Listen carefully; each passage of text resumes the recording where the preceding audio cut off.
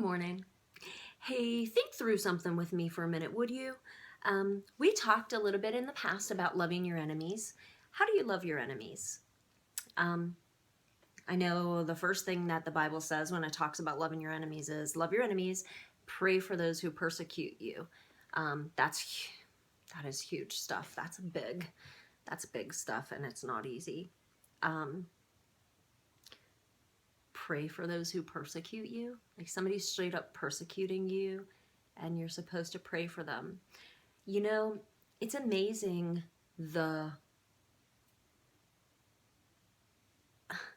it's amazing what God asks us to do in the name of loving,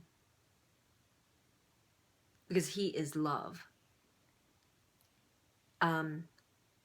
And it twists my mind a little bit sometimes because I don't get it. How can you love like that? And I know that the reason I don't get it is because I can't love like that. I can't do it. But, you know, God is so big. Every time I say that, it reminds me of a song I used to sing when we were kids. My God is so big, so strong, and so mighty. There's nothing my God cannot do. God is so big. See how I get right back off that rabbit trail? Man, I am rocking the memory thing. He's so big that he gives us the love we need. He has so much love in him, he is love, that he can give us the love that we need to love our enemies. But okay, how do we do that in deed? You know, maybe someone became your enemy because they sinned against you. Maybe someone became your enemy when they did something, and I mean, I don't know, how else does someone become an enemy? Maybe someone became your enemy when they did something really crappy to you. So they're your enemy. How do you love them? Well, you know, the simple list is bake them cookies, send them a Jell-O mold, be nice to them, lend them money if they need it. Don't think mean thoughts about them. Pray for them. And I don't mean to get this look on my face when I say that stuff, but the reason that I am is because I think there is another answer too. And I have been on a wild goose chase this morning, looking at some things and thinking up some ideas that, you know,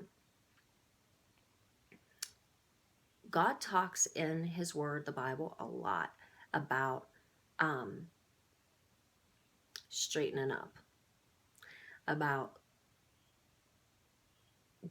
what are you doing that sucks, and you know it does, and you know it's tarnishing you, you know it's crippling you, you know it's wrong. Are you talking about someone else?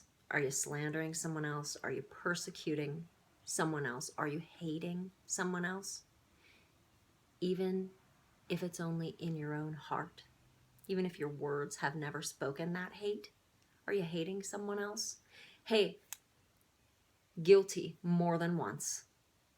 More than once.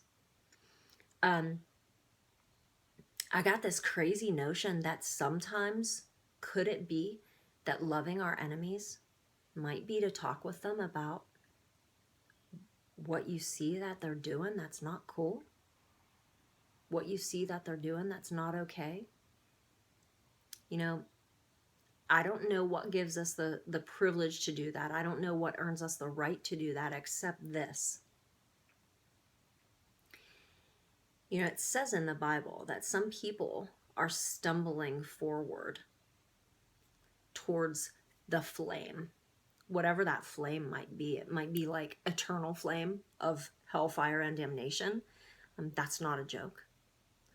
It might be a temporary flame of addiction, or you know, just the habit of a certain wrong thing that you choose to do every day. You know, gossip becomes a habit. Well, it's not cool. You know, smoking, using drugs becomes an addiction. Alcohol, becomes an addiction, not for everyone, but for some, and it's not cool. So maybe they're stumbling forward to this flame, and it says in the Bible for us to snatch them out. So maybe today, loving your enemy, this enemy who has become your enemy because of drug use, who has become your enemy because they gossiped about you, who has become your enemy because they lied about you, could it be that today's the day that it's your turn to say, hey bro, it's not cool what you're doing. Could we talk about this? And you know, maybe, just maybe, this is the timing. Maybe, just maybe, you're the voice that they need to hear today that's helping them to get on the path again. You know, I'm not talking about being judgmental. I'm not talking about being hateful. I'm not talking about having some kind of false authority that you don't have in someone else's life. I'm talking about loving your enemies and praying for those who persecute you. Maybe it's a crazy idea. Maybe it's a crazy thought. Or maybe it could change the world. Have a great day.